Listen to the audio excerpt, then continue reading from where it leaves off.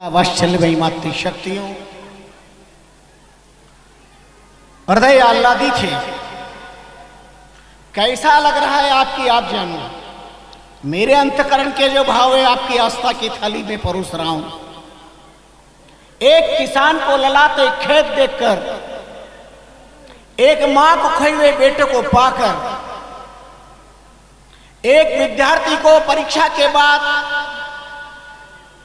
प्रावीण्य सूची merit list में प्रथम नंबर आने पर और परदेश गए हुए पति के लौट आने पर पत्नी को जो प्रसन्नता होती है, आज इस महायज्ञ में आपकी उपस्थिति को देखकर और राधा बाबा की तपस्या और श्रम को देखकर वही चित्त आह्लादित हो रहा है। एकमात्र भारत राष्ट्र यज्ञ राष्ट्र है। अधिकतर राष्ट्रों में विघ्न विघ्न विघ्न, और भारत राष्ट्र में यज्ञ यज्ञ यज्ञ यज्ञ, क्योंकि ये ऋषियों का देश है, ये गंगा यमुना की धरती है, ये तपवतात्माओं का मेरा भारत महान राष्ट्र है, जिसका उदाहरण प्रमाण आपने देखा है।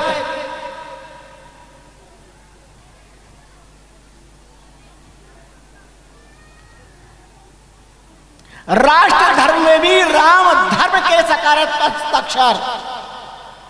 नए संसद भवन का जब उद्घाटन माननीय मोदी जी प्रधानमंत्री महाभाग जब करते हैं, तो राष्ट्र धर्म के साथ में राम धर्म का दंड भी साथ में लेकर के और प्रणाम करते हैं।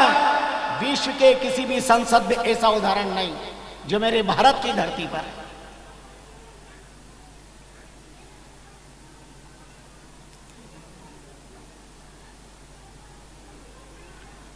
कुछ देर आपके बीच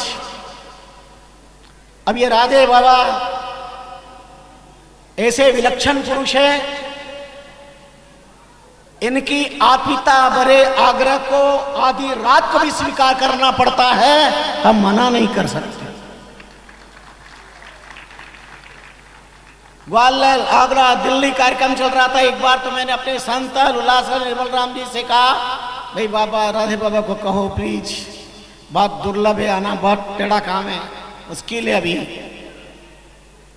उनका नहीं, राधे बाबा को आपने हाँ भरी तो आना ही पड़ेगा।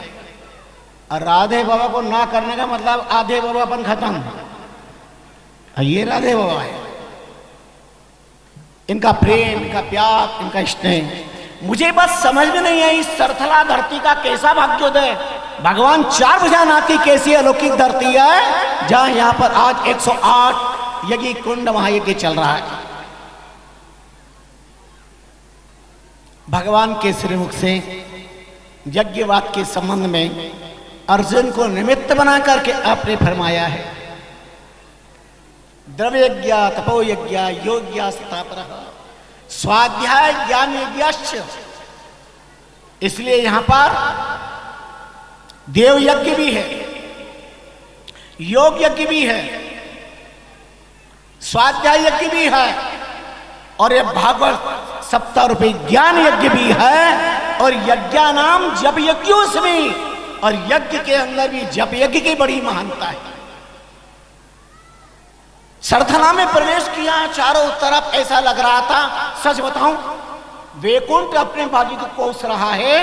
मैं नाम मात्र का वैकुंठ हूं, असली वैकुंठ सरथला की धरती पर है, जहां महायज्ञ हो रहा है।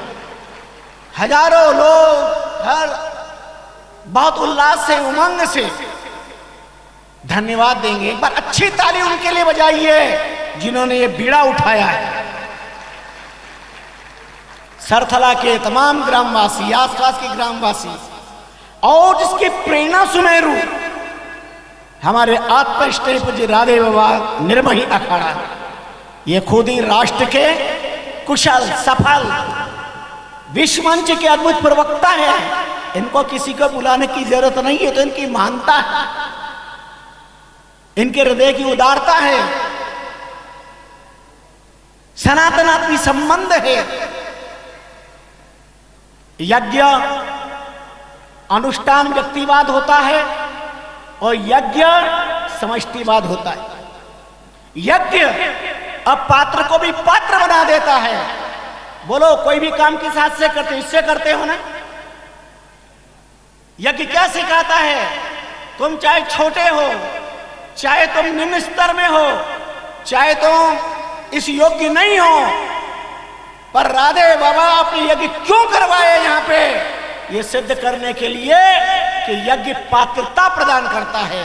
यज्ञ में पात्र है, यज्ञ में पात्रता है, और मानव में मानवता की स्थापना पात्रता है कि कोई भी काम इस हाथ से करते हैं। ध्यान देना, आजकल टीवी का जमाना, दूरदर्शन का, प्लीज सीधा माई हैंड, इधर देखो, यूं करते हैं ना, तो खाली ऐसा ही करते हैं कि इस हाथ को यूं लगाते हैं, ये हाथ भी यूं लगता है ना।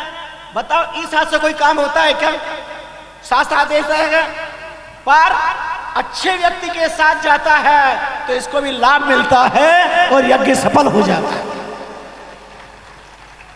देखना, जब ओम स्वाहा तो यूं नहीं कर देते, ये हाथ भी लगता है, बाकी हाथ के लिए शास्त्र मना करते हैं।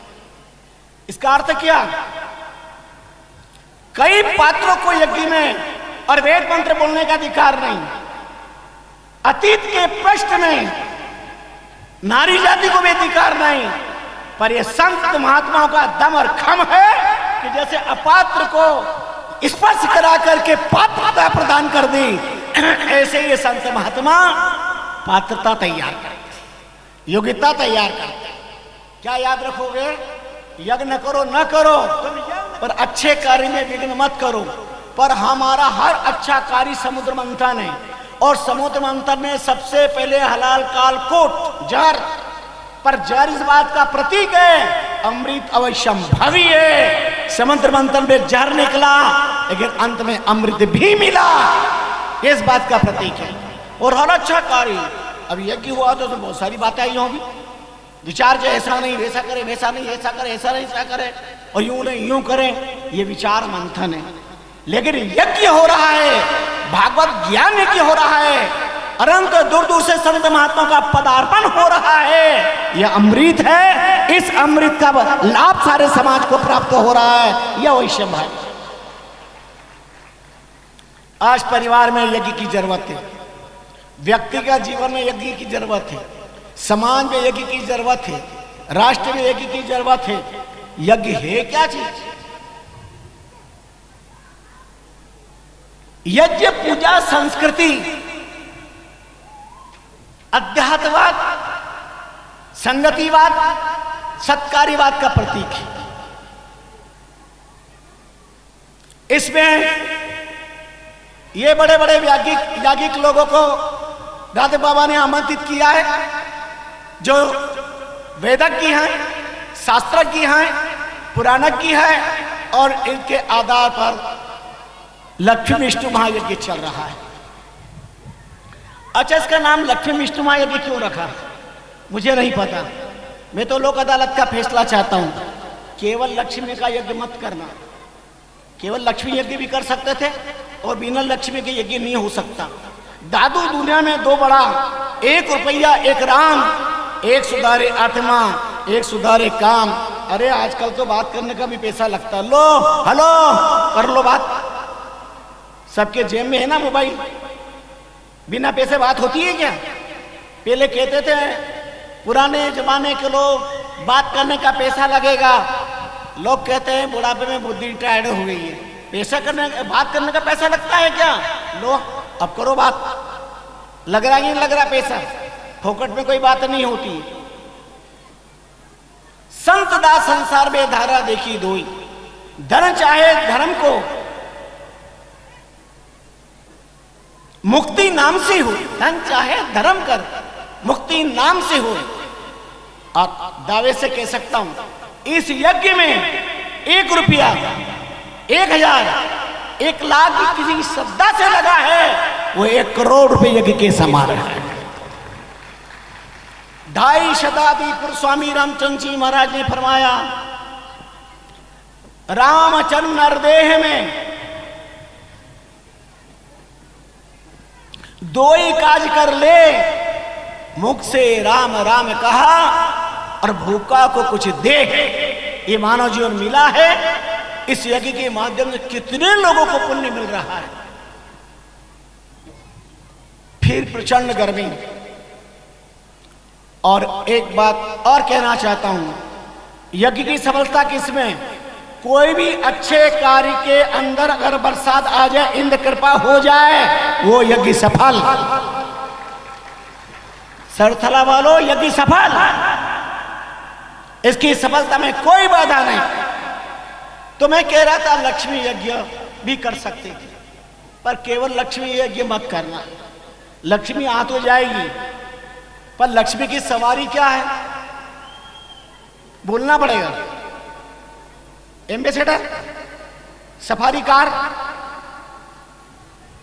एमजी गाड़ी। लक्ष्मी की सवारी क्या है? उल्लू। और वो उल्लू पर बैठ के आएगी और उल्लू बना के चली जाएगी।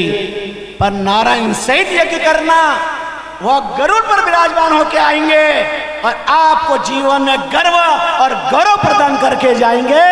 ये लक्ष्मी विष्णु महायज्ञ का बहुत सीधा सीधा इशारा है, संकेत है।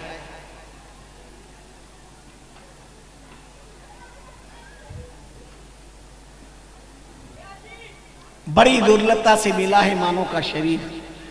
किसी चीज की उपलब्धि सार्थकता नहीं है, फिर सत्ता हो या शक्ति हो या संपत्ति हो या सौंदर्य हो। समाज और राष्ट्र के लिए क्या समर्पण है, यह महत्वपूर्ण विषय है।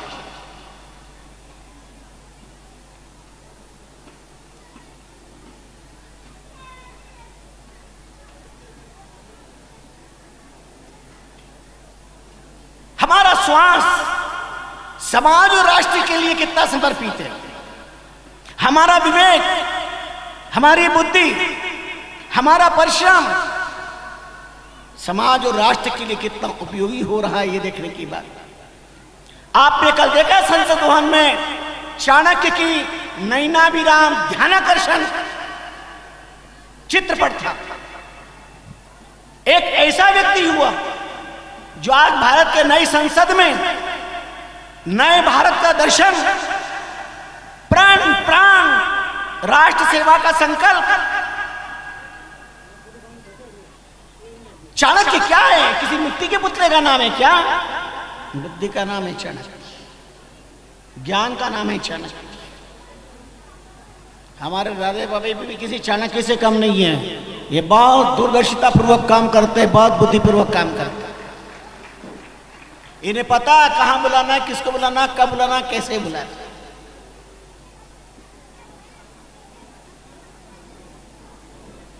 सरथला के भाग्यशाली भक्तजनों और रेवाड़ की धरती के आए हुए आसपास के क्षेत्रों से लाडले भक्तजनों, आप बहुत भाग्यशाली हैं। इस प्रचंड गर्मी में, इस यज्ञ में आप अपनी हाजिरी लगाए हुए हैं। पर ये जो बाहर की गर्मी उतनी खतरनाक नहीं है जितने परिवार में सरगर्मी का खतरा है, समाज में सरगर्मी का खतरा है, राष्ट्र में सरगर्मी का खतरा है। देवियां बार बार कहती, स्वामी जी हमारे घरवाले का मगज बहुत गर्म है। और पुरुष कहता है हमारी घरवाली का मगज बहुत गर्म हो जाता है। तब मैं कहता हूं तुम्हारे घर पे फ्रिज है कि नहीं है? फ्रिज। कोई वस्तु फ्रिज में रखते हैं काहे के लिए? कि ठंडी रहे। तो जिसका मगज गर्म हो तो फ्रिज में रख दो, रख मत देना। हाँ, नहीं तो कोई शक्ति भवानी बन करके पकड़ और फ्रिज में रख दे। ज्ञान के फ्रिज में रखना, सद्विचारों के फ्रिज में रखना, राधे बाबा की आत्मनिष्ठ कृपा के फ्रिज में रखना। और ऐसा अगर किसी ने रख दिया तो हमेशा के लिए ठंडा हो जाएगा।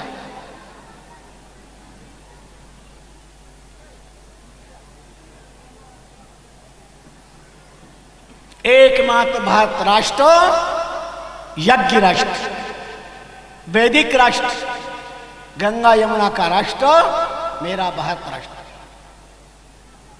किसी विश्व में किसी भी राष्ट्र के लिए आप नहीं सुना, लेकिन मेरे भारत के लिए शब्द लगता है मेरा भारत महान।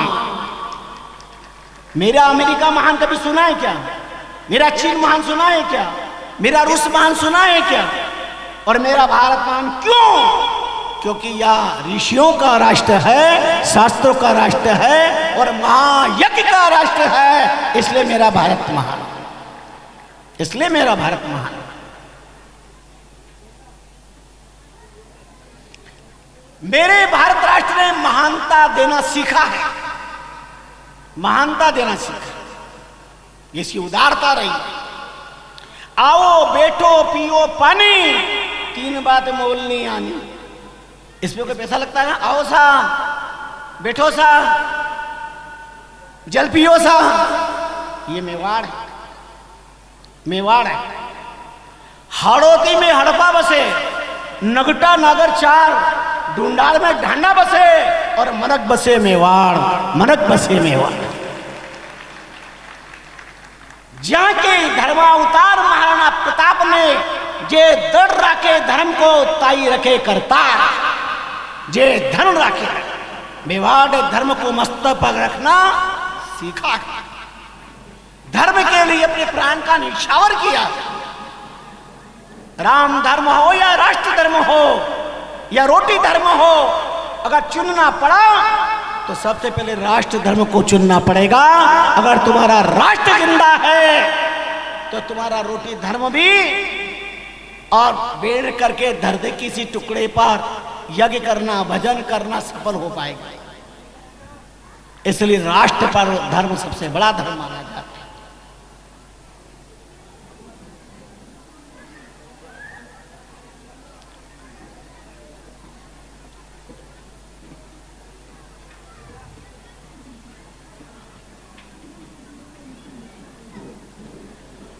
एक व्यक्ति ने, एक इंसान ने कोई अच्छे सत्कर्म किए और भगवान के दर्शन हो गए,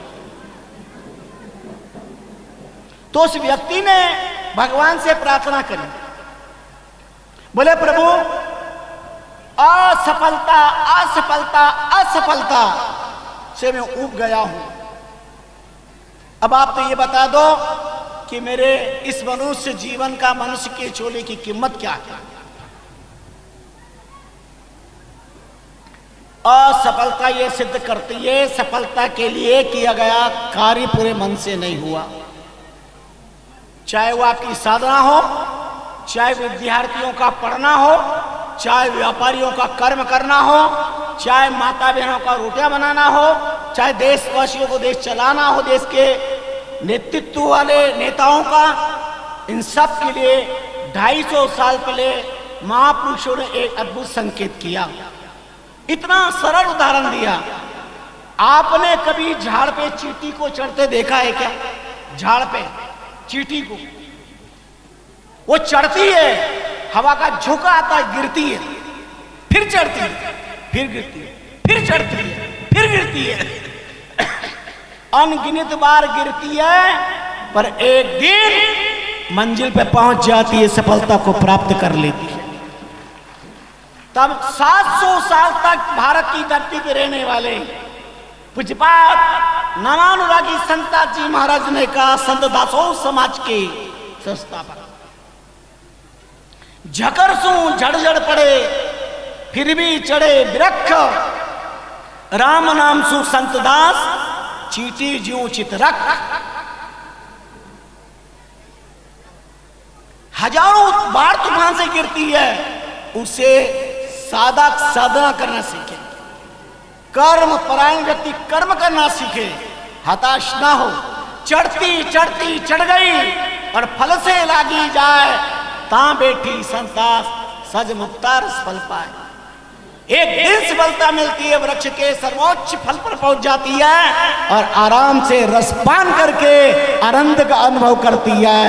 ऐसे साधक अपनी साधना में कभी भी विचलित ना हो। राम गुरु की कृपा से एक दिन सफलता जरूर हाथ लगेगी, बस तुम्हारे मन में निश्चय होना चाहिए। स्वामी रामचंद्र जी महाराज ऐसे सिद्ध महापुरुष हुए, उन्होंने सरल भाषा में एक बात बताई। ईश्वर निराकार है, यह साकार है, अलग बात। निराकार उपासक कहते हैं ईश्वर निराकार, साकार उपासक कहते ईश्वर साकार, और आज के पढ़े लिखे लोग कहते ईश्वर बेकार, क्योंकि वो खुद बेकार, इसलिए इनको बेकार।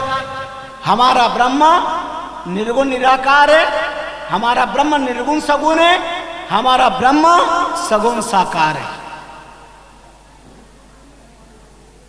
अब तुम्हारा निश्चय किसमें है?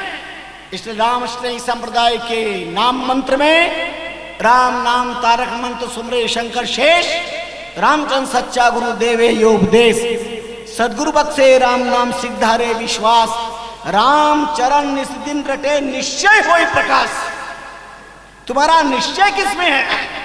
राधे बाबा ने निश्चय किया सरतला 4 बजे में हमें यज्ञ करना है, निश्चय किया, और सरतला के तमाम भक्तों को इकट्ठा करके अपनी भावना रखी, और संत की विराट भावना को भाग्यशाली आयोजकों ने एक अंजाम दिया, तो निश्चय किया नहीं एक संत का संकल्प है तो हम सब राधे बाबा के साथ और यज्ञ का विशाल रूप देंगे। ये तुम्हारा निश्चय किया, निश्चय किया 108 कुंड यज्ञ करना है।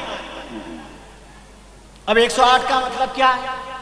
8 और 1 9, ब्रह्मा 9 वाची, माया 99 वाची है। कई लोगों ने आए बोला अब आए नहीं, ले क्या करे साल 99 के चक्कर में थे।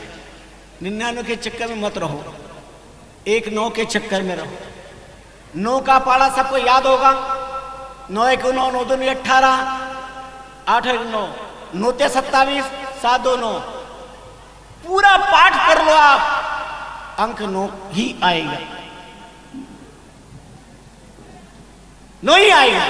जैसे 9 के पहाड़े 9 9 10 ठाम, रामचंद्र लोक में घटघट व्यापक राम, जैसे 9 के पहाड़े 9 9 10 ठाम, ऐसे ही हमारा ब्रह्मा सबके अंदर समाया हुआ है। हमारा राम राम रया भरपूर दुर काहे को फिरिए, अपना घट को खोज रेन दिन सुमरन करिए, जो कारा की कलन नीर की सिरन दर से, कर्मा के आवरण राम नेड़ो नहीं परसे, जो चकमक में आग फतर लग प्रगट होई, धीरज सुकर ध्यान सदगुरु को ले सोई, रामचरण करने बिना जगे न प्रेम प्रकाश, और मीन रहे मुख बीच के तो जल में मरे प्यास। मेरे देश के कबीर महात्मा कबीर हंसते हैं, मैं सुन सुन आवे हंसी और पानी में मीन पियासी। आपने किसी ने मछली को पानी पीते देखा है क्या? देखना, पानी के कारण मर गई। महात्मा कहते हैं मैं सुन सुन आवे हंसी, पानी को पीते नहीं, मछली को पानी पीते नहीं देखा है। जब उसे प्यास लगती है, पानी में रहने वाली मछली पलटती उलट जाती है और उलट करके पानी पीती है। लेकिन जब ऊपर का अल्टीमेटम आ जाता है, मछली असक्त हो जाती है, उसे प्यास लगती है, वो पानी में है पर पानी पानी पानी कह करके वो उलट नहीं सकती है, पानी नहीं पी सकती है, उसकी कहानी खत्म हो जाती है पानी में रह करके, और पानी के बिना मर जाती है। याद रखना, ये जीव सब मछली की तरह है। अगर परमात्मा से प्यार मोहब्बत करना है तो जैसे मछली उलट करके अपनी प्यास बुझाती है, ऐसे ही संसार से उलट के ही तुम परमात्मा को पा सकते हो, बाकी नहीं पा सकते। अकाट का भेद उदाहरण है डंके की चोट।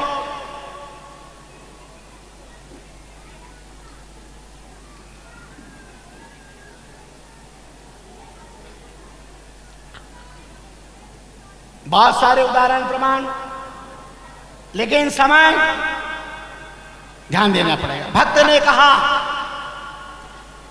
मेरी कीमत क्या, इंसान की क्या कीमत। भगवान ने कुछ पल विचार किया और जब ऐसा किया, यूं खोला और एक लाल पत्थर उस व्यक्ति को दिया और कहा जा इसका पता लगा कीमत क्या, और बेचना मत, पता लगा। वह फल वाले के यहाँ पे गया, पूछा क्या आप इसकी कुछ कीमत दे सकते हो? उन्होंने देखा, बोले हाँ 10 संतरे दे सकता हूं, ये पत्थर मुझे दे जाओ। बोले मुझे देना नहीं है, पर आप 10 संतरे दे सकते हो, ठीक है। सब्जी वाला के पास गया, पूछा क्या आप पत्थर की कुछ कीमत बता सकते हो?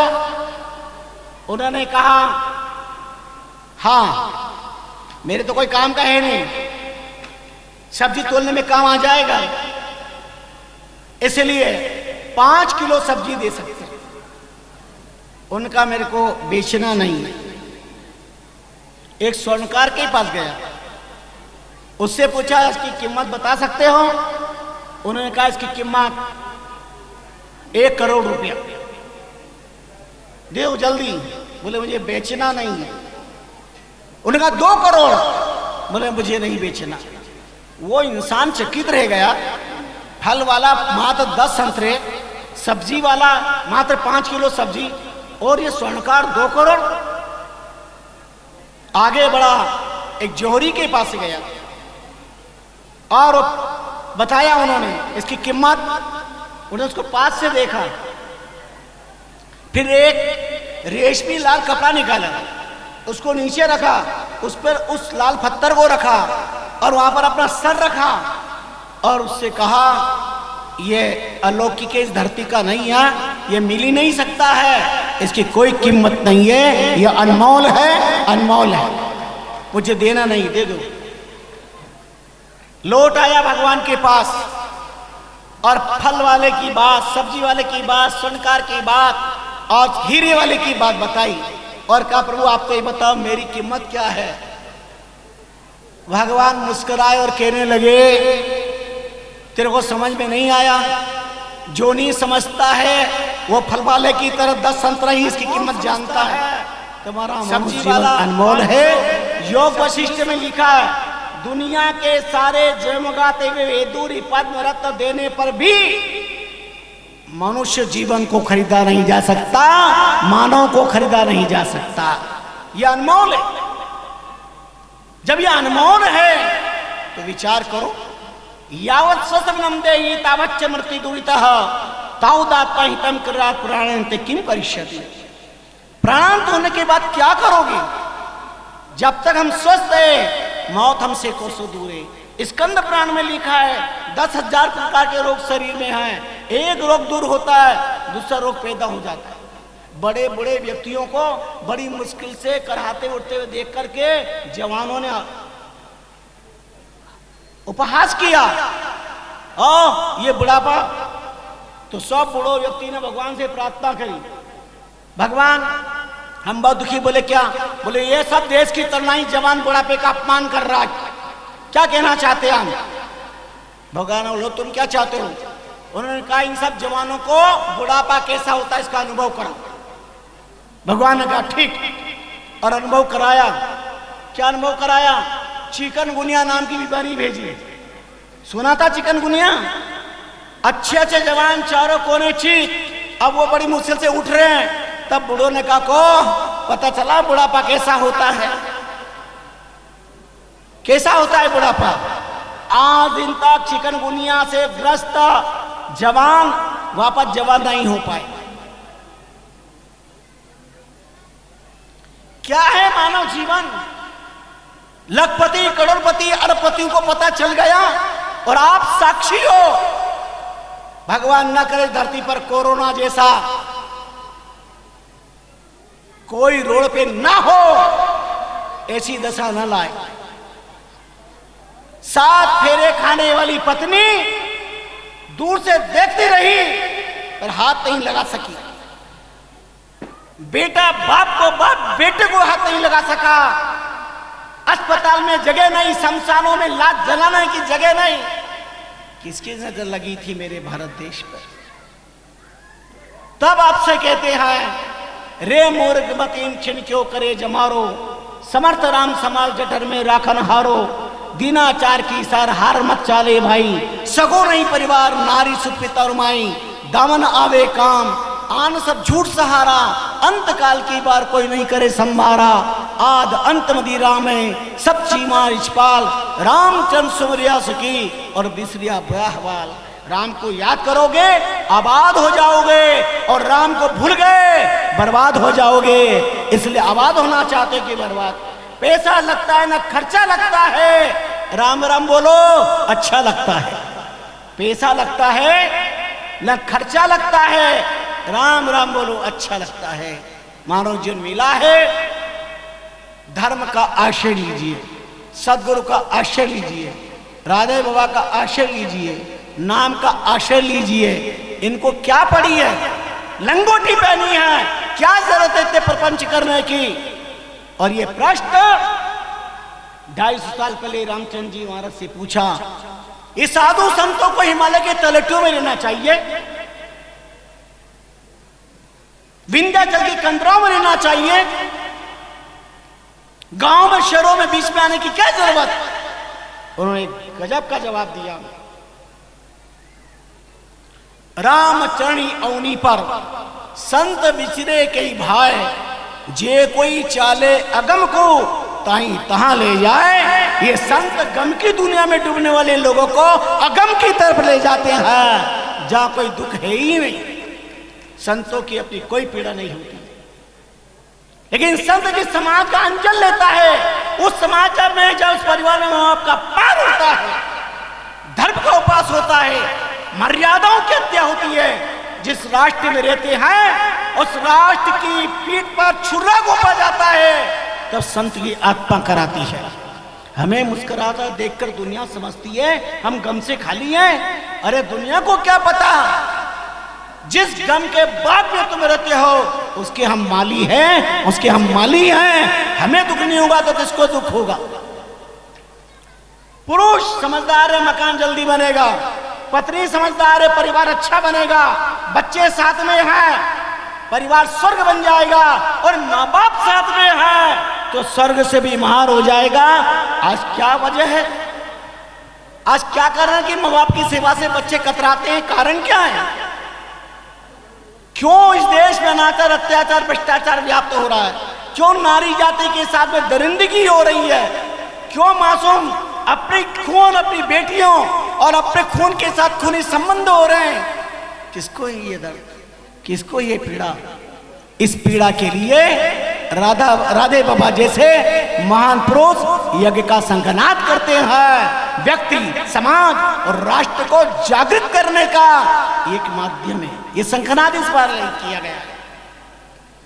तो बहुत बड़े भाग्यशाली आप, जीवन को पावन बनाने का आपने संकल्प लिया है। मैं अंतरराष्ट्रीय रामकृष्ण संप्रदाय पीठ से राधे बाबा विष्णु लक्ष्मी विष्णु मां यज्ञ और आप सबके प्रति बहुत बहुत बहुत मंगल कामना करता हूँ। परमात्मा के प्रति अपना सच्चा भाव होना चाहिए। चमत्कार अद्भुत होता है, विलक्षण होता है। कथा हो रही थी भागवत की, और एक मैया गई थी, भागवत की कथा के बाद जागरण हो गया, तो मैया गई तो नींद आ गई, वो लोटा लेके गई थी, किसी ने रख लिया, किसी को प्यास लगी तो लोटा उन्होंने निकाल लिया, जल पी लिया, दूसरों ने मांगे उसको दे दिया, तीसरे चौथा लोटा गायब। और वहां कीर्तन हो रहा था। क्या हो रहा था? श्री कृष्ण गोविंद हरे मुरारी, हे नाथ नारायण वासुदेवा, श्री कृष्ण बोलो। जिसके मुंह में जीवान है श्री कृष्ण गोविंद हरे मुरारी। और कुछ लोग बोल रहे थे श्रीमन नारायण नारायण नारायण श्रीमन। और अचानक मैया की नींद खुली तो लोटा गया, और जब लोटा गया तो बड़ी परेशान हो गई। पर अभी सब लोग श्रीमन नारायण नारायण कर रहे थे, उससे शक हो गया, उसे सब जगह ढूंढा, लोटा नहीं मिला, तो उसकी धुन लग गई, चिल्ला उठी, मेरा लोटा कौन ले गया, मेरा लोटा कौन ले गया? ये सब लोग कह रहे नारायण नारायण, वो नारायण चोर है, वो मेरा लोटा लेके गया है। तो उसे और कुछ नहीं सूझा, उसने भी अपना भजन शुरू कर दिया। उसने क्या भजन शुरू किया?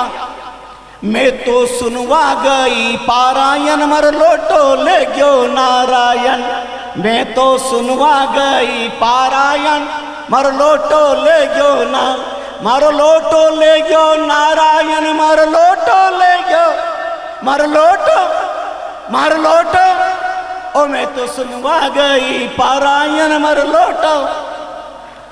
भगवान वैकुंठ बिहारी वैकुंठ से आए और मैया से कहा, मैया कौन ले गया तेरा लोटा? वो चोर है, नारायण नारायण ये सब कह रहे थे, इसलिए वो चोर है, वो ले गया। भगवान ने पीतल का लोटा दिया, बोले ये, बोले नहीं ये मेरा नहीं है। सोने का लोटा दे दिया, बोले ये भी मेरा नहीं है। चांदी का दिया, ये भी नहीं। अब भगवान का वो लोटा मैं कहां से लाऊं? नारद जी को याद किया और नारद जी ने पता लगाकर वही लोटा लाके दिया और भगवान ने कहा ये लोटा, हाँ हाँ ये चोर चोर चोर चोर तू ही लेके गया। श्रद्धा देखो अंदर से।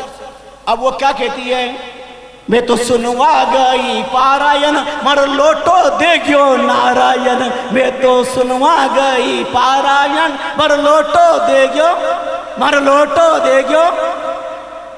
भक्त के अंतकरण में भगवान की जब आस्था सच्चाई रूप में स्थापित हो जाती है, अंतर की सब लखे अंतर्जामी राम, रामचंद्र साचा तना राम सुधारे काम। यज्ञ के प्रति, धर्म के प्रति, ऐसे महापुरुषों के प्रति आपकी सच्ची श्रद्धा है, भगवान से छिपी नहीं है। लक्ष्मी विष्णु महायज्ञ की सफलता के लिए मंगल कामना करते हैं, भागवत यज्ञ के लिए सफल कामना मंगल कामना करते हैं। और आप सबके प्रति आपने मेरी टूटे फूटे शब्दों को श्रवण किया। मेरे आत्मीय हृदय बाबा, राष्ट्रीय प्रवक्ता, विलक्षण मति वाले, और उन्होंने याद किया, राम कृपा हुई, आप सबके बीच भी आकर बहुत आनंद की अनुभूति हुई है। मैं आप सबके प्रति मंगल कामना करता हूँ। ओम विश्वानि देव सवितर्दुरितानि परासुवा यद भद्रम तन्न आसुवा। ओम सर्वे भवन्तु सुखिनः सर्वे सन्तु निरामया सर्वे भद्राणि पश्यन्तु माँ कश्चित् दुर्भाग् भवेत्। ओम शांति शांति शांति। बोलिए सच्चिदानंद भगवान की, बोला स्वामी जय श्री रामचरण जी महाराज की। धर्म की, इतने धीरे से बोल रहे हो जैसे गिरफ्तारी वारंट से बुलाया हो। धर्म की, एक बार और बोलो, बोलोगे? धन की, कितनी जोर से बोले? मैंने कहा धन की तो बड़ा जोर से बोले, मैंने कहा धर्म की तो धीरे से बोले। अधर्म का प्राणियों में, और बेटा बाप की छाती पे चढ़ रहा है, और प्राणियों का कल्याण, वाह क्या नारे हैं। विश्व का, और घर में कला, पति पत्नी में, पिता पुत्र में। गौ माता की, गो हत्या, भ्रूण हत्या। भारत अखंड हो, भारत भारत भारत माता की, राम राष्ट्र धर्म की।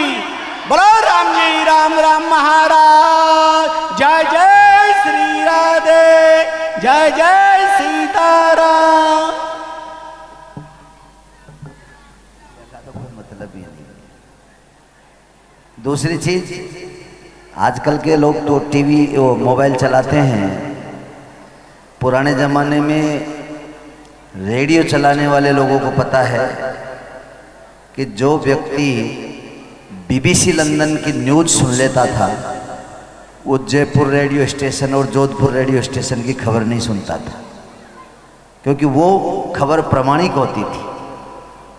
तो हमारे अंतर्राष्ट्रीय रामस्नेही संप्रदाय के आचार्य प्रवर वंदे जगतगुरु परंपरा, इस परंपरा के आधार पर आप श्री हमारे बीच में विराजित हैं। और मैं तो कितनी बार जब संत मिलते हैं तो हमसे कहते हैं, महाराज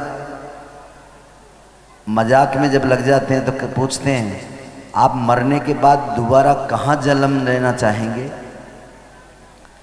तो संत अपने अपनी वाणी को व्यक्त करते हैं। कोई कहते हैं वृंदावन में जन्म लो, जमुना जी का दर्शन और ब्रजरज का आनंद।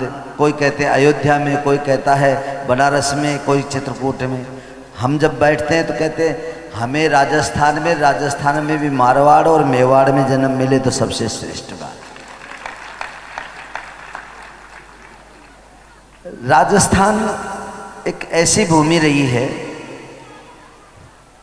शायद पूरे विश्व में भारत देश में और भारत में राजस्थान एक ऐसी भूमि हुई जिसने जगत गुरुओं को पैदा किया, जगत गुरुओं की पीठ को जन्म दिया है। आचार्य प्रवर रामस्नेही संप्रदाचार्य संस्थापक श्री श्री अनंत विभूषित श्रीमद रामचरण जी महाराज। नाम आपको छोटा सा लगता है, लेकिन स्वयं महाराज जी ने एक बार वहां आमंत्रण दिया, हम गए और स्वयं चल करके इन्होंने मुझे बताया, बोले आप प्रवक्ता हैं, राष्ट्रीय अंतर्राष्ट्रीय मंचों पे कभी आपको बोलने का अवसर पड़े तो रामस्नेही संप्रदाय की मूल शाखा का बीज के बारे में मैं आपको बताता हूँ। विजयवर्गीय समाज में महाराज श्री का सोडा गांव जो है वहाँ प्राकट्य हुआ, और वो तपोभूमि, ऐसी तपोभूमि जिस दिव्य भूमि की बात करते हो, और मैं ये अतिशयोक्ति नहीं कहूँगा कि महाराज श्री के विराजने के बाद सोडा श्री रामचरण जी महाराज की जन्मभूमि का जो विकास हुआ, शायद इनसे पहले पूर्व आचार्यों ने भी उस बात को इतना अपने हृदय में नहीं लिया जितना इन्होंने लिया। और शायद मैं कहता हूँ संसार की सबसे बड़ी विदाई आप और हम क्या करेंगे, और भी शंकराचार्य लोग भी शायद उस विदाई को नहीं करेंगे। मुझे अखाड़े की परंपराओं का, साधु समाज का, खड़ दर्शन का जहाँ तक मैंने देखा है नॉलेज है, लेकिन सरथला वाले इस बात को अन्यथा में मत लेना, मैं आपकी प्रशंसा नहीं कर रहा हूँ और महाराज श्री की भी प्रशंसा नहीं कर रहा हूँ। मैंने जो देखा है,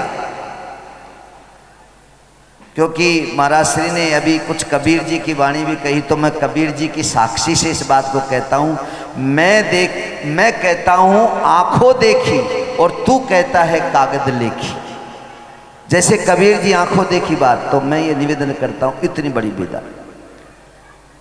125 ग्राम चांदी के सिक्के मेरे पास मौजूद है। 125 ग्राम चांदी के सिक्के और कम से कम 5000 साधुओं को, जो जैसा स्तर का था उसको तो सम्मान किया ही, लेकिन जो रमते राम थे उन सबको 1-1 रुपये, कम से कम 4 से 5 हजार रमते रामों को मैं खड़ा रह करके महाराज श्री के आशीर्वाद से बंटवाया। इतनी बड़ी विदाई अभी तक राजस्थान में तो कहीं नहीं हुई। और उसके बाद अगर नंबर आता है, हमारी परंपरा 5000 रुपये का फिक्स है। अब जैसे कोई हरियाणा से निमंत्रण दिया, महंत आया, तो तुम गणित लगा ले, हरियाणा से वहाँ यहाँ आकर के और रोटी खा के वापस जाएगा तो 7-8 हज़ार का तो उसके डीजल जल जाता है। लेकिन हमारी नियम है, हम जाएंगे तो भी 5000 देगा, वो आएगा तो भी हम 5000 देंगे। लेकिन मैं इस सरथला के और 84 गांव के समस्त पंचों ने, आज सब संत, मैं समझता हूँ कि सबसे ज़्यादा संत प्रसन्न होकर के गए हैं महाराज श्री, तो सरथला ग्राम से गए हैं। उन्होंने इनसे निवेदन किया, हमारा डीजल बहुत जल गया, दोपहरी में आए हैं, बहुत थके हैं, सुबह से चले हैं और कुछ खाया पिया भी नहीं था संतों ने, क्योंकि 6-6 बजे 5-5 बजे संत चले तब आकर के पहुँचे हैं। उन्होंने प्रार्थना की और 6-6 हज़ार रुपया यहाँ की समिति ने बड़े हंस खोल करके और इतने प्रसन्न होकर के, सब हंसते, नहीं तो 6000 रुपये का नाम आते ही ललाट पे सड़वट पड़ जाते हैं और जैसे कोई बुखार आ गया अब उसको तो जाकर के क्रोसिन देनी पड़े। ऐसी हमारी समिति में नहीं हुआ, कारण 84 गांवों का आशीर्वाद और समस्त इस यज्ञ भगवान की कृपा हमारे ऊपर, यहाँ समिति के ऊपर रही और सब संतों की आत्मा प्रसन्न होकर के गई। मैं एक निवेदन और करता हूँ महाराज श्री, अभी उनका फोन आया है, जो आप जिस पीठ पे विराज रहे हैं, वैसे तो इस पीठ को कोई बनाता नहीं है, लेकिन आधुनिक सिस्टम है कि अखाड़े द्वारों के द्वारा इस पीठ की प्रथम पाटोत्सव पूजा कुंभों में होती है। चादर उड़ा करके और सर्वमान्य सर्व जगत स्वरूप में पीठाचार्य का, आचार्य प्रवर का, इनका जो अभिषिक्त एक परंपरा को करते हैं, ऐसे अखाड़ा परिषद के 2 प्रमाणिक पदाधिकारी। और एक बात पे ताली बजाइए, यज्ञ के आयोजनों में शायद अब के बाद तो वो कहीं दिख जाएं आपको, लेकिन अब से पहले ये दोनों जुगल जोड़ी इस राजस्थान में किसी भी यज्ञ में, किसी भी आयोजन में, किसी भी धरती पर एक साथ यहाँ नहीं पधारे। और वो जो दोनों आ रहे हैं, वो दोनों विभूतियाँ जब महाकुंभ होगा, उस महाकुंभ के समय नरेंद्र प्रधानमंत्री जी, हमारे मोदी जी हैं, नरेंद्र जी मोदी, और वहाँ का प्रशासन उस समय चाहे कांग्रेस का प्रधानमंत्री हो, चाहे बीजेपी का प्रधानमंत्री हो, लेकिन अखाड़ा के पदाधिकारी तो वही रहते हैं। कुंभ का कैसे विस्तार किया जाए, कहाँ घाट बनाया जाए, कहाँ कैंप बनाए जाए, कहाँ जाकर के जमीन आवंटन की जाए, ये टेबल पे आमने सामने बैठ कर के उन पदाधिकारियों से चर्चा करते हैं।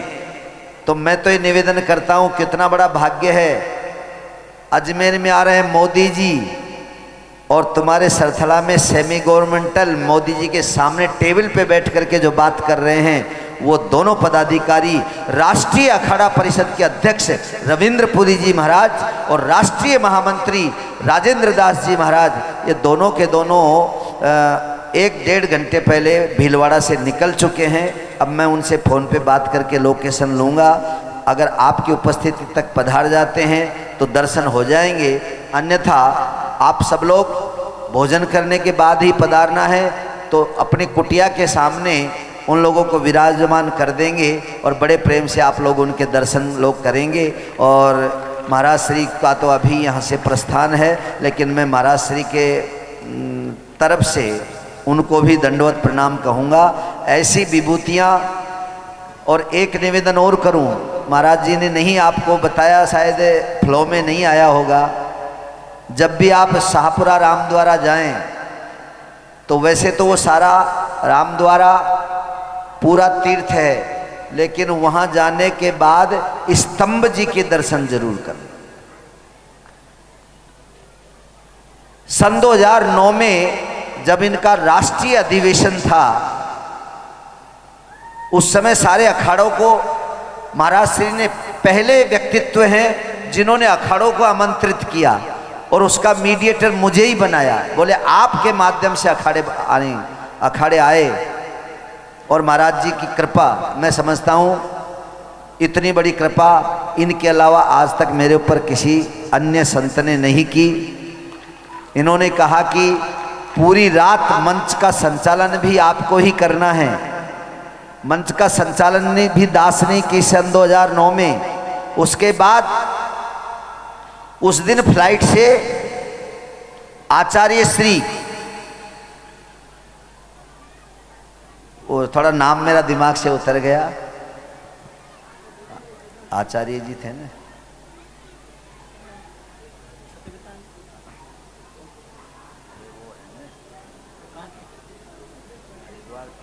आचार्य है ना, वो भी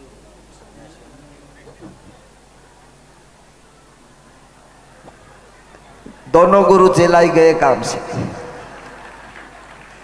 चलो होता है कभी कभी, देखो भूल 2 ही जगह होती है, या तो ज़्यादा प्रेम हो तो भूल हो जाती है, या फिर सामने लठ का जोर हो तो भैया नहीं मांगू तो उसे 1 रुपये ही नहीं मांगू मैं तो अत्यंत प्रेम ना। अवधेशानंदाचार्य जी महाराज याद आ गया। तो अवधेशानंद जी उस दिन पधारने वाले थे, उदयपुर में फ्लाइट लेट हो गई। महाराज श्री के पास में सूचना आई, बोले 1.5 घंटा भी लेट आएंगे अवधेशानंद जी, और जनता को अपने को रखना है। सज्जनों, बड़ी कृपा हुई। शायद मैं समझता हूँ उस दिन का संभाषण और जो सम्मेलन रात को 3 बजे तक, कवि सम्मेलन भी इतना जोरदार नहीं चलता होगा, मैंने नहीं देखे कवि सम्मेलन। हमारे उपाचार्य महावीर प्रसाद जी की कृपा से शायद यहाँ 1 तारीख को अपन लोग कवि सम्मेलन देख सकते हैं। मैं तो आशा कर रहा हूं, प्रमाणित नहीं कर रहा हूं बात को, पकड़ना मत बात। तो उस दिन 3 बजे तक कम से कम 20,000 महाराज श्री के अनुयायी सहित भक्तगण वहां मौजूद रहे। और सबसे बड़ा चमत्कार वहां ये रहा कि एक व्यक्ति के लगी, डॉक्टरों ने उसको मृत घोषित कर दिया। महाराज श्री ने कहा यहाँ स्तंभ जी पे ला करके डालो, और स्तंभ जी पे ला करके उस व्यक्ति को डाला। 4 घंटे बाद वो व्यक्ति जीवित हो गया। वो हमारे पास का ही था, एक माली का लड़का जो आज बढ़िया से पिकअप चलाता। यानी यहाँ से मृत अवस्था में भीलवाड़ा चले गया और वापस आकर के, और उसके बाद यानी 7 घंटे बाद में उस व्यक्ति का प्राण वापस स्तंभ जी ने वापस लौटाए। ये बहुत बड़ी कृपा होती है। पर ये मत समझना कि तुम कहीं ले जा करके डाल दो वहाँ। ये तो किसी किसी के भाग्य में कृपा दृष्टि होती है। संत की कृपा में अमृत बरसता है, और उस अमृत को जैसे 12 साल में कुंभ के टाइम पे समुद्र मंथन कब हुआ था, उसकी अमृत की बूंद निकलती है।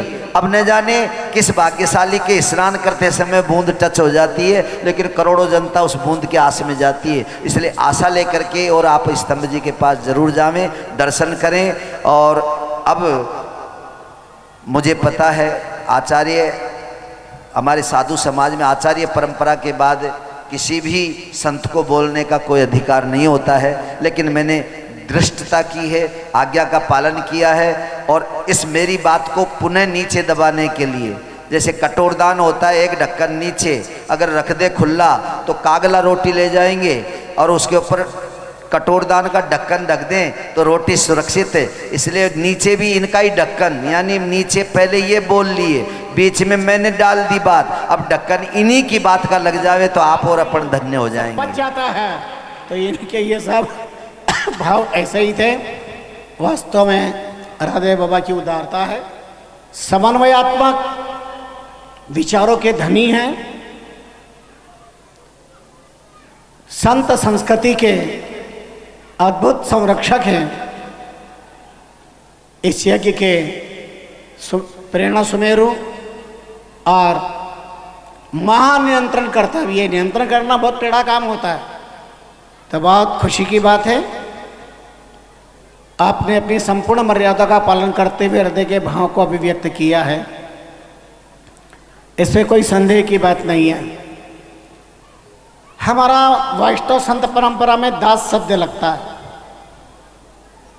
उसमें दासत्व भाव होता है। भगवान ने अर्जुन से कहा, हार तेरी निश्चित है, अगर तू रत उदास, माखन दुर्योधन ले गया, छाछ रह गई तेरे पास।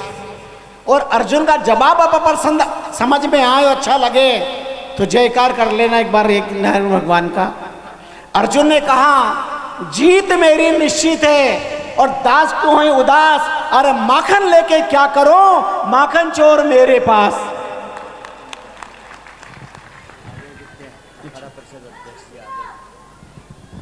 माखन लेके क्या करूं, माखन चोर मेरे पास। बोलो यज्ञ नारायण भगवान की। तो बहुत ही हृदय आह्लादित है। आप सबके प्रति बहुत बहुत बहुत बहुत मंगल कामना। हमारे विभूति द्वय जिनका अभी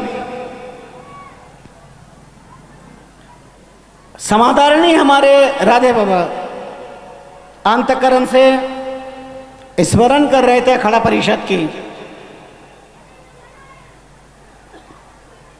महाविभूति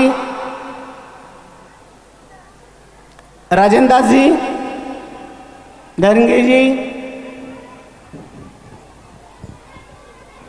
शायद संभावना है कि पधार गए हैं और राधे बाबा उनका स्वागत करने के लिए गए हैं। आप बड़े प्यार प्रेम से थोड़ा इंतजार करिए। इंतजार का, सब्र का फल मीठा है और धर्म का पहला लक्षण धैर्य है। तो आपने धैर्य रखा और सब्र रखा तो विभूति द्वय का आपको दर्शन का सौभाग्य प्राप्त होने जा रहा है। आप सबके प्रति बहुत बहुत बहुत बहुत मंगल कामना करते हैं। जल्दी शेष अगले कार्यक्रम के प्रति आपको सूचित किया जाएगा।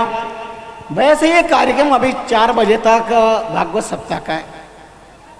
भागवत भय भोल ब्रह्म विध्वंसक ग्रंथ है। भागवत कृष्ण कयो भागवत में उद्धव को निज ज्ञान, परा परे पर ब्रह्म को दड़कर वायु ध्यान। ध्यान दीजिए, भागवत में कितने अक्षर हैं? ये 4 भुजनाथ की धरती है।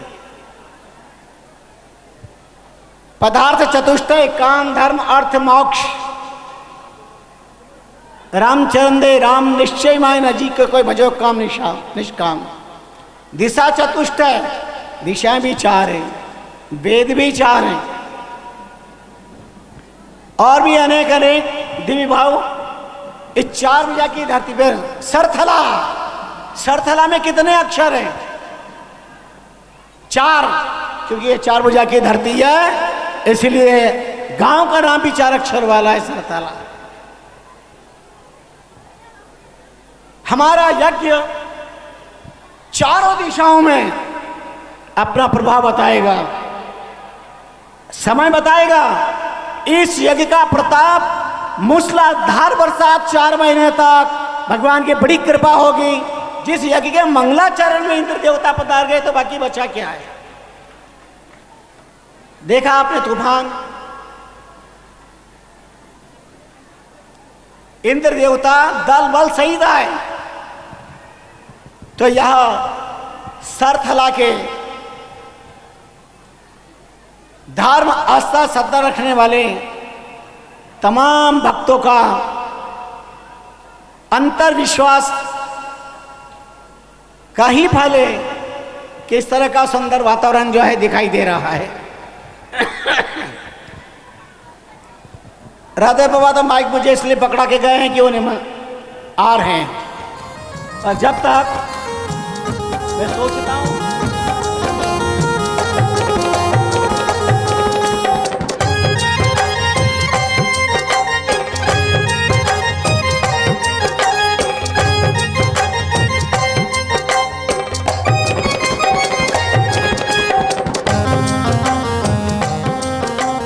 भारत साधु समाज भारत में नहीं पूरे विश्व के, यानी साधु समाज अगर कहीं नाम है तो विश्व के सबसे बड़े अध्यक्ष यहाँ आगे आगे पधार रहे हैं। और राष्ट्रीय महामंत्री महंत राजेंद्र दास जी महाराज जो हमारे सिंहस्थ भूषण हैं, वो विराज।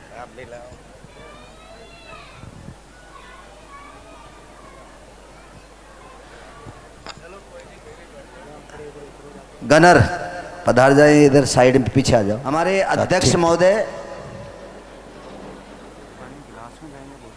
बोतल दे दो कार्टून में से।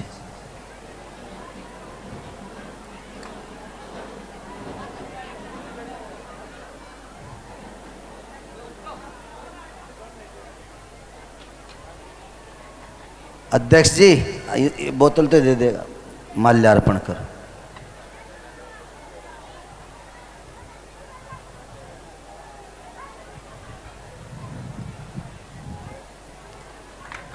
बोले 4 भुजानाथ की। और हमारे युवा टीम के अध्यक्ष जिन्होंने इस यज्ञ में तन मन से काम किया, यूथ से निवेदन करूंगा कि जो भी अभी उपस्थित है आके माल्यार्पण करें।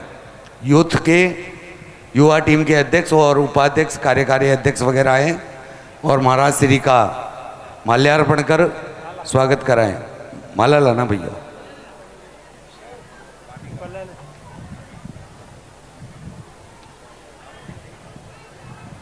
एक और है ना, हमारे बीच में जिनकी कई दिनों से आस थी, कई दिन से जिनको बुलाने का प्रयत्न किया जा रहा था, आज हमारे बीच में हैं। मैं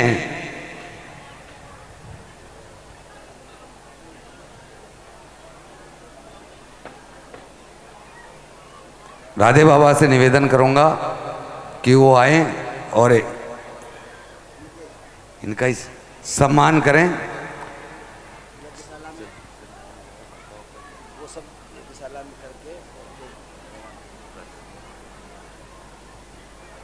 हमें महाराज श्री से निवेदन है कि जब तक विदाई की रस्म होगी हमें आशीष वचन कह दें तो आपकी कृपा होगी।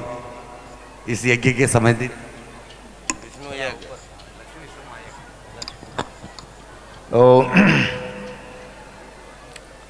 या देवी सर्वभूतेषु लक्ष्मीरूपेण संस्थिता नमस्तस्यै नमस्तस्यै नमस्तस्यै नमो नमः। मंगलम भगवान विष्णु मंगलम गरुड़ध्वजा मंगलम पुंडरीकाक्ष मंगलायतनो हरि।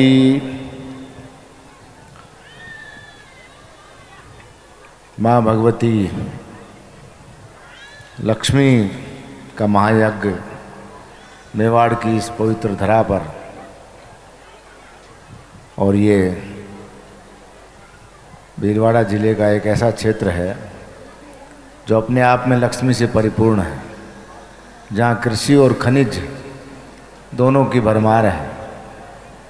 इस यज्ञ के मुख्य आयोजनकर्ता हमारे पूजनीय महंत राधे बाबा जी महाराज, जिनका आत्मीय स्नेह और उनकी प्रेरणा से हम लोग गंगा दशहरा का पर्व छोड़कर हरिद्वार से यहाँ आए। तो सर्वप्रथम मैं राधे बाबा को बहुत बहुत आभार। और इस यज्ञ में जो ब्रह्मदेव इतने दिनों से आप सब लोगों के लिए, यज्ञ का मुख्य कार्य ही जगत कल्याण होता है, जो वातावरण को शुद्ध करता है, हमारी मानसिक भावनाओं और हमारे जीवन में आने वाली कठिनाइयों का समापन करता है। उसमें जो भी लोग कायिक, मानसिक और वाचिक रूप से ब्राह्मण के रूप में योगदान दे रहे हैं, उन सब ब्रह्मदेवों को मेरा प्रणाम। और इस यज्ञ में जिन लोगों ने आर्थिक रूप से, सामाजिक रूप से या शारीरिक रूप से, कायिक, मानसिक और वाचिक तीनों प्रकार के कर्म से सहयोग दिया है, वो सब दिव्य आत्माएं प्रशंसा के पात्र हैं। इतना बड़ा आयोजन और विपरीत परिस्थितियों का मौसम है राजस्थान में अब की बार। कल हम लोग रात को पुष्कर पहुँचे थे, तो पुष्कर में ऐसा लगा जैसे जनवरी का महीना है, इतनी ठंडी। मैं यहाँ मेवाड़ में 9 साल रहा हूँ। कुंभलगढ़ में जहाँ महाराणा का जन्म हुआ है, ये जो आपके यहाँ बनास नदी आती है वो बेरों के मठ से निकलती है। तो मैं बेरों के मठ में 9 साल रहा हूँ, भीलवाड़ा कई बार आया हूँ, काफ़ी सेवक हैं यहाँ के। तो सर्वप्रथम इस यज्ञ में जो आयोजन करता है, जिन लोगों ने यजमान के रूप में, आर्थिक रूप में यहाँ सहयोग दिया है, और जिन लोगों ने एक एक रुपया भी इकट्ठा करके इसमें आहुति दी हैं, वो सब पुण्य के भागी बनेंगे। इस सभागार में उपस्थित सभी हमारे पूजनीय संतगण, हमारे अखाड़ा परिषद के महामंत्री पूजनीय राजेंद्र दास जी महाराज, उनका भी विशेष प्रेरणा रहा। उनका बहुत व्यस्त प्रोग्राम है गुजरात में, लेकिन फिर भी हम लोग आए। और मेरे सामने बैठे हुए सभी भक्तगण, भक्ति माती माता और बहनों, मैं देख रहा हूँ पंडाल में ज़्यादा संख्या देवियों की है, क्योंकि देवी का ही यज्ञ हो रहा है। शास्त्र कहता है जहाँ नारी की पूजा होती है वहाँ देवता रमण करते हैं। धर्म, अर्थ, काम और मोक्ष,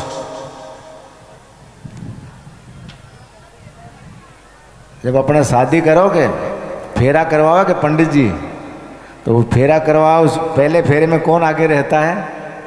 महिला।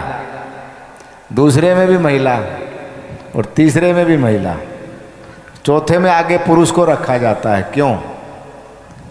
धर्म, धर्म की मालिक कौन है? स्त्री।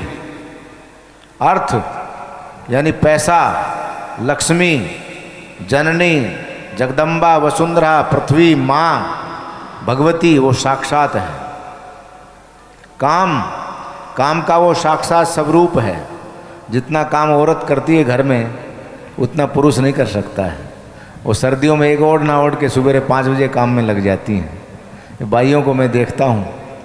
तो चौथा जो फेरा हम लेते हैं, पानी के का जो मंडप बनता है, जैसे यज्ञ का मंडप है, वो है मोक्ष का। मोक्ष का मतलब होता है हमारे मोह का क्षय होना। सारे संसार के मोह से जब हम अपने आप को मुक्त कर लेते हैं तो वहाँ स्त्री और पुरुष का भेद खत्म हो जाता है। शंकराचार्य जी ने कहा है एको ब्रह्म द्वितीय नास्ति।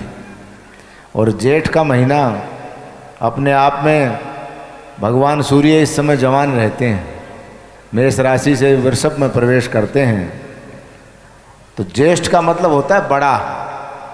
अपने घरों में कहते हैं ना हमारा जेठ जी है, ये जेठ जी कौन है? अपने घर वाले से जो बड़ा भाई होता है। तो ज्येष्ठ यानी सारे महीनों में जो श्रेष्ठ है, ज्येष्ठ है, उसका नाम है ज्येष्ठ, जिसमें सूर्य की अपनी एनर्जी हमारे जीवन के हर भाग को तपाती है। पृथ्वी जो वसुंधरा है, हमारी माँ है, जो हमारा पालन पोषण करती है, एक फसल से वो खाली होकर के और उसकी तपस्या होती है। किसान उसमें हल एक बार चला के छोड़ देता है तो वो तपती है।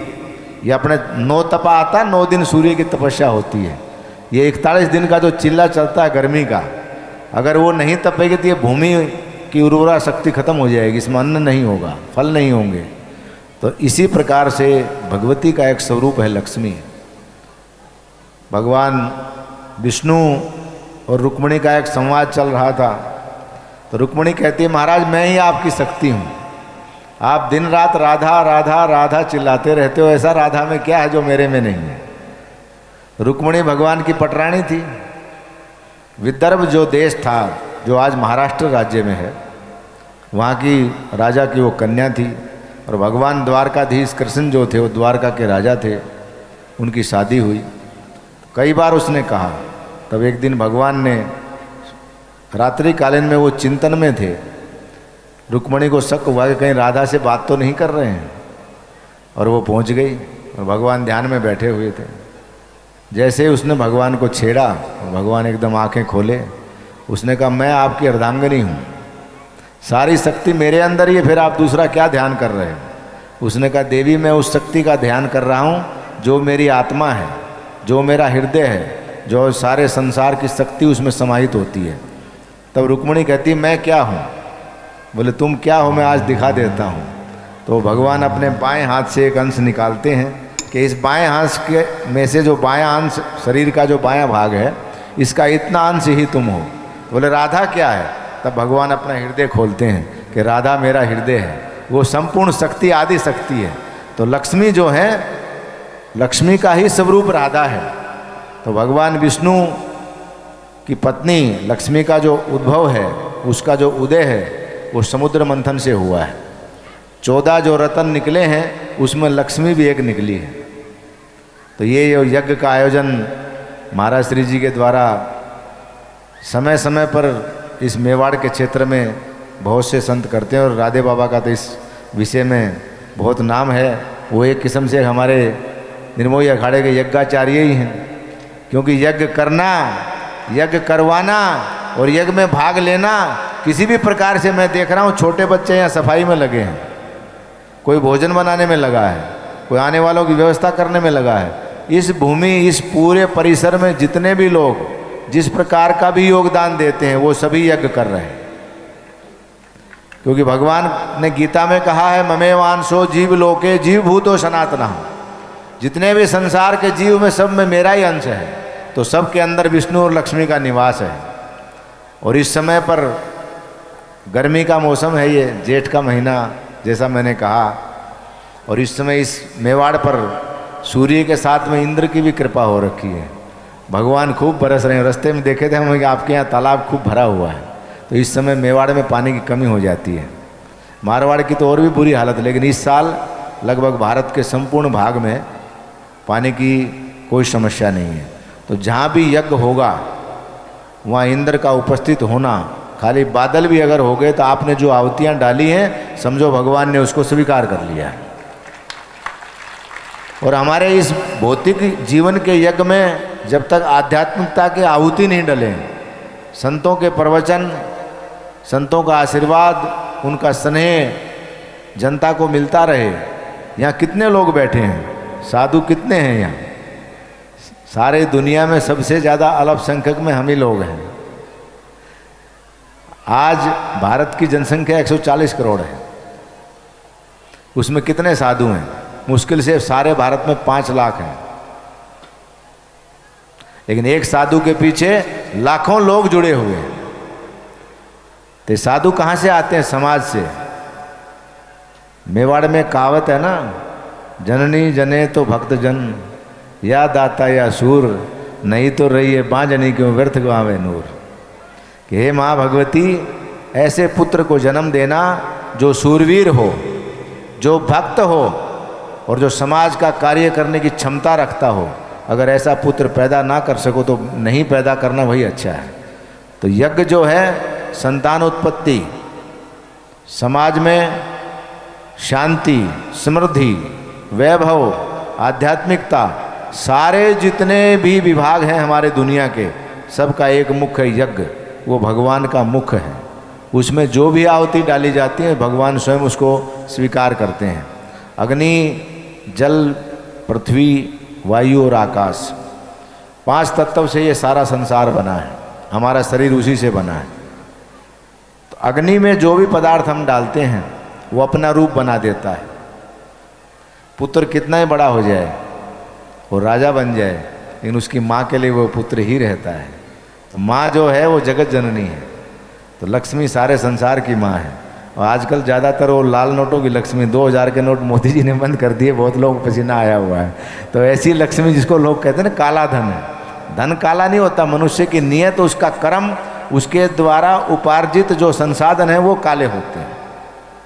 दुराचार व्यवहार जो हम करके समाज में भ्रष्टाचार करते हैं, हेराफेरी करके जो पैसा कमाते हैं, वो धन काला धन है। और उसमें से अगर कुछ अंश हम देव कार्य में लगा देते हैं तो मेरा ये मानना कम से कम 20 से 30% तो सफ़ेद धन हो जाता है।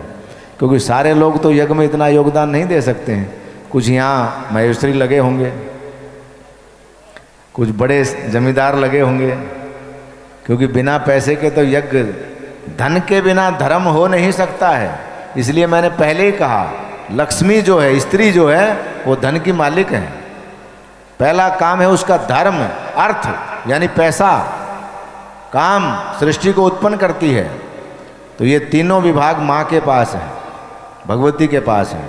तो आप सब देवियों के हृदय में और आपके शरीर में सम्माहित उस भगवती जगदम्बा लक्ष्मी के स्वरूप को मैं प्रणाम करता हूँ कि आप सब लोगों ने पिछले दिनों जब से ही यज्ञ प्रारंभ हुआ है, रास्ते में हम लोग आ रहे बातचीत करें, इतना तूफान आया है और उसमें व्यवस्थाएं जो बनाई जाती हैं उसमें व्यवधान पड़ता है, लेकिन फिर भी लोग डटे हैं। हम लोग भी यज्ञों का आयोजन करते हैं।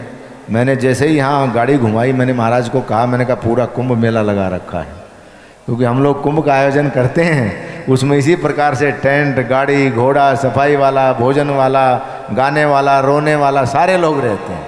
तो ये एक मिनी कुंभ आपके इस क्षेत्र में राधे बाबा के द्वारा किया गया है। जितना भी यज्ञ में आहुति डलेंगी और अन्नपूर्णा का अन्नदान होगा, एक एक कण इस पृथ्वी में गिरेगा, कितने जीव खाएंगे। भगवान गीता में कहे हैं ना कि सारे संसार के जीवों में मेरा ही अंश है।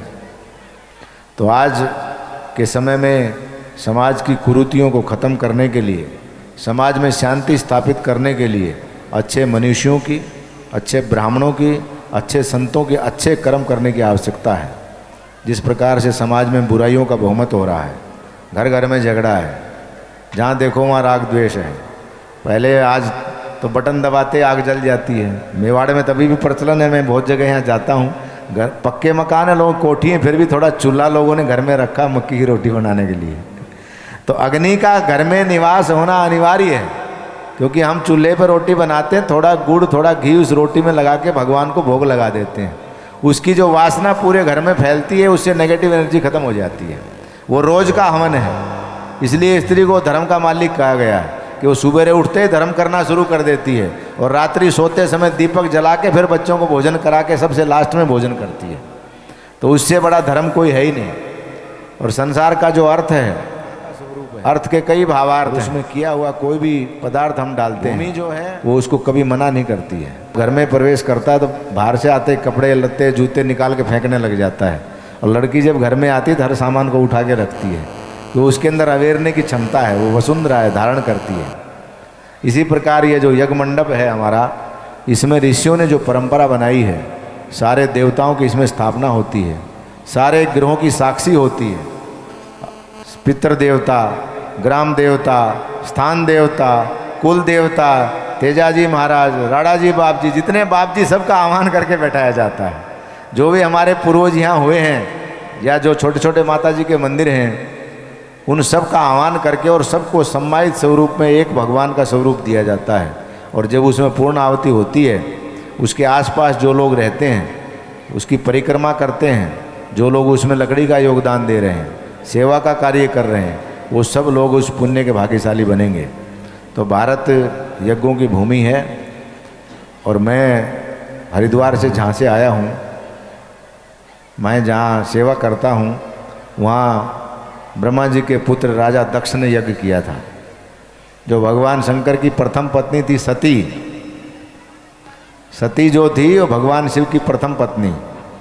तो राजा दक्ष ने यज्ञ किया, सारे देवताओं को आमंत्रित किया, लेकिन भगवान शिव को आमंत्रण नहीं दिया। भगवती सती ने कहा कि महाराज मेरे पिताजी यज्ञ कर रहे हैं, निमंत्रण देना भूल गए होंगे, हमें चलना चाहिए। तो भगवान शिव कहते नहीं, बिना बुलाए, दो शब्द हैं निमंत्रण और एक होता है आमंत्रण। आमंत्रण का मतलब है कि जब हम आपके यहाँ, हम आपको बुला रहे हैं तो हम आपको कुछ भेंट करेंगे। निमंत्रण का मतलब होता है जब आप हमारे यहाँ आएंगे तो कुछ लेकर के आएंगे। तो भगवान ने कहा मैं नहीं जा सकता हूँ, देवी तुम्हारी इच्छा, तुम जाओ। लेकिन मैं अभी भी कहता हूँ। तो सती हट करके वहाँ पहुँच गई। जैसे ही यज्ञशाला में प्रवेश किया, ब्रह्मा जी के जो सबसे विद्वान पुत्र थे महर्षि भृगु, वो उसमें आचार्य थे। एक तरफ विष्णु जी का सिंहासन और ब्रह्मा जी का, और ऋषियों के द्वारा यज्ञ चल रहा था और बीच बीच में संवाद चल रहा था। तो भगवान शिव की चर्चा होती है तो राजा दक्ष अभिमान से उनकी निंदा करना शुरू कर देते हैं। किसकी? अपने जमाई की। भगवान शिव कौन थे? उनके जमाई। तो कहते हैं जमाई की, पति की और गुरु की कभी निंदा नहीं करनी चाहिए, ना सुननी चाहिए। शिव पुराण कहता है जहाँ इनकी निंदा हो उस स्थान को छोड़ देना चाहिए अथवा उसकी गर्दन काट देनी चाहिए।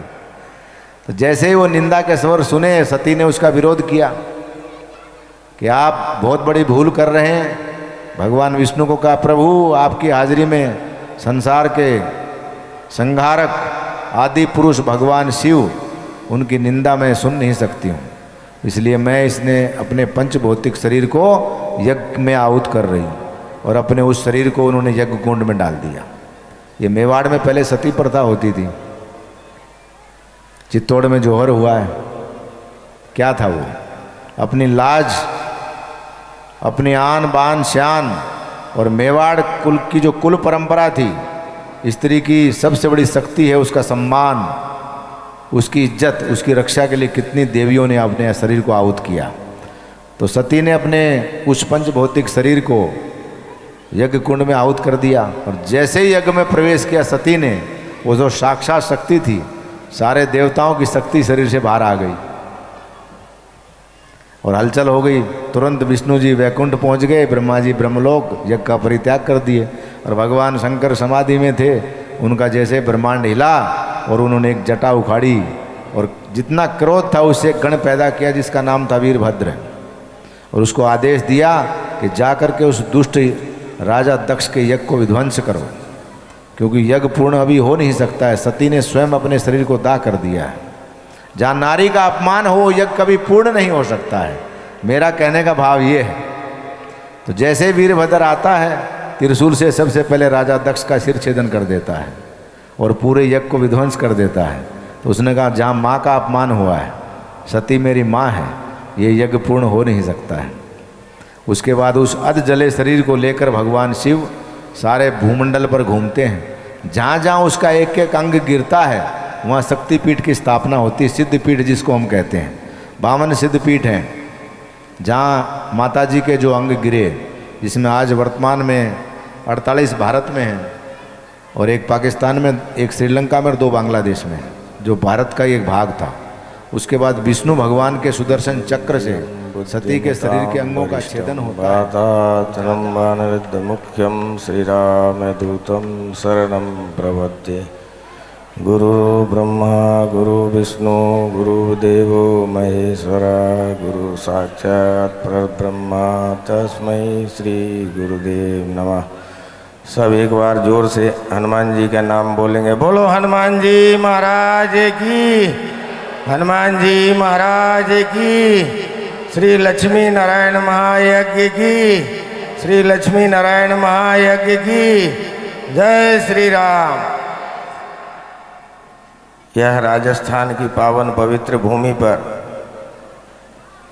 हमारे अखाड़े के धर्म धुरंधर और जैसे नग कहा जाता है, लोग अंगूठी में नग पहनते हैं, तो ऐसे परम विद्वान और जो है यशस्वी और अखाड़े के प्रवक्ता तो है ही हैं, लेकिन भारत के अंदर जो 13 अखाड़े हैं और जिनके नेतृत्व में कुंभ मेला होता है, उनके तरफ से हमारे अध्यक्ष जी ने जैसे कहा कि अखाड़ा परिषद के प्रवक्ता, तो प्रवक्ता का दायित्व ऑल इंडिया हो जाता है, तो महाराज जी उस पद में प्रवक्ता भी हैं। तो परम पूज्य संत ऐसे महामंडलेश्वर राधे बाबा के सानिध्य में भव्य और दिव्य आयोजन के प्रसंग में हमारे अखाड़ा परिषद के अध्यक्ष श्री महंत रविंद्रपुरी जी महाराज हरिद्वार, यहाँ पर और भी संत महात्मा, मंडप पर बैठे हुए सभी महापुरुष माताओं बहनों, बहुत खुशी की बात है कि आपके इस पावन पवित्र जगह पे इतना विशाल जो देखे उसका तो दिमाग ही काम नहीं करे कि एक साधु और जो है साधु के साथ पूरा सेवक समुदाय इतना भव्य और दिव्य भी कोई आयोजन हो सकता है। तो बहुत ही भव्य और दिव्य यज्ञ के समारोह में यहाँ पर आज हमारा भी आना हुआ, तो ये तो 100% है कि साधु जो है संसार का कल्याण हो, सनातन संस्कृति की जय जयकार हो, हिंदू सनातन संस्कृति की जय जयकार हो, और आप सब अपने धर्म और संस्कृति से जुड़े रहें, वही दायित्व है। तो राधे बाबा ने तो हम लोग अखाड़े के हैं और गुरु भाई हैं। मैं बचपन से देख रहा हूँ कि कोई भी राजस्थान का क्षेत्र बाकी नहीं रहा है जहाँ राधे बाबा ने कथा न किया हो, यज्ञ न किया हो, और बहुत ही यानी सरल और काफ़ी मात्रा में भारत देश के हर एक संतों को, जैसे कि कोई भी जिला हो उस जिला में जो है सभी संतों को लाना और एक पब्लिक को धर्म के मार्ग में ले जाना, और कैसे संस्कृति की जय जयकार हो और कैसे एक दूसरे से लोग जुड़े रहें। जैसे कि जो आज देश के अंदर जहाँ भी देखो तो वहीं राममय बना हुआ है, तो हमारे राधे बाबा का भी काम यही है कि जितना हो सके राम कृष्ण का प्रचार प्रसार करना, और उसका दायित्व पूरा सरलता से महाराज जी कर रहे हैं। आज जहाँ भी देखें तो कहीं जो है सुनने को मिलता है कि धर्म परिवर्तन जो है करवा रहे हैं, तो कहीं लव जिहाद में फंसा रहे हैं, लेकिन यह बहुत दुखद समय है। और जो है इसके लिए सभी को जो है इस बात का ध्यान रखना है कि हम किस परंपरा से हैं, कौन से धर्म से हैं। हमारा राष्ट्रीय हिंदू सनातन धर्म है, भगवान राम और कृष्ण इस धरती के पूरक हुए, तो वही परंपरा को हमको लेके चलना है और वही लोगों को मनाना है। और भगवान के नाम पे जितना हो सके, तो जैसे और भी दूसरे धर्म में जब भी समय होगा तो उनके जो है समय हो जाता है तो सब काम छोड़ के जो है मत्था टेकने के लिए मजबूर हो जाते हैं, तभी वो बोलते हैं कि भाई वो सच्चा नवाजी है। तो हम लोग भी अपने धर्म की जहाँ भी बात हो, चाहे वो हवन यज्ञ हो या तो सुबह शाम नित्य दिन मंदिर का हो या पूजा पद्धति हो, हम लोग जैसे महाराज जी बोल रहे थे कि स्त्री जननी है धर्म की रक्षा की, तो आज भी स्त्री रक्षा के, लेकिन कहीं ना कहीं हर एक में कोई न कमी आ रही है, जिसका जो है सामना करना पड़ रहा है, टीवी पेपरों में मोबाइलों में सुनने को मिल रहा है। तो ऐसे सब बातें हमारे समाज में, हमारे धर्म में ना जो है हानि हो, उसके लिए आप सबको तत्पर रहना है। और इस पावन पवित्र भूमि पे जो है महाराज जी ने यज्ञ किया, तो ये तो 100% है कि कोई भी धर्म राष्ट्र संस्कृति से जुड़ा हुआ कार्य होगा तो आदमी तो उसका साक्षी बने या न बने, लेकिन इंद्र भगवान जरूर उसके साक्षी बनते हैं। और उसका प्रमाण है कि यहाँ इंद्र भी आए, पवन भी आए। तो जो है जैसे महाराज जी ने अग्नि का स्वरूप सूर्य को बताया, तो सूर्य यहाँ बैठे। तो आप सब बहुत ही भगवान की कृपा हुई, तभी आपके पावन एरिया में ऐसा महान यज्ञ हुआ, उसके लिए आप लोगों को खूब खूब साधुवाद, शुभकामना। आप लोग खूब मंगल बेला आपकी बनी रहे और भगवान का नाम लेते रहें। विशेष न कहते राधे बाबा के लिए खूब शुभेच्छा कि राधे बाबा राष्ट्र रक्षा, धर्म रक्षा और संस्कृति का प्रचार प्रसार, और ऐसे ही कथा भागवत हवन यज्ञ करके संस्कृति की ध्वजा का पताका लहराते रहे। और इसके लिए आप लोगों से सबसे अनुरोध है कि तन मन धन से महाराज जी को साथ दीजिएगा। आप सब कमेटी समिति के लोग, सब सेवक समुदाय को शुभकामना कि बहुत भव्य और दिव्य आयोजन कराए। ऐसा ही जब ज़रूरत पड़े तो राष्ट्र, संस्कृति और समाज के लिए करते रहे। विशेष न बोलते हुए आप लोग फिर से जो है भगवान का जयकारा के साथ हम अपने वाणी को विराम करेंगे। बोलो हनुमान जी महाराज की, हनुमान जी महाराज की, राधे बाबा की, राधे बाबा की जय श्री राम।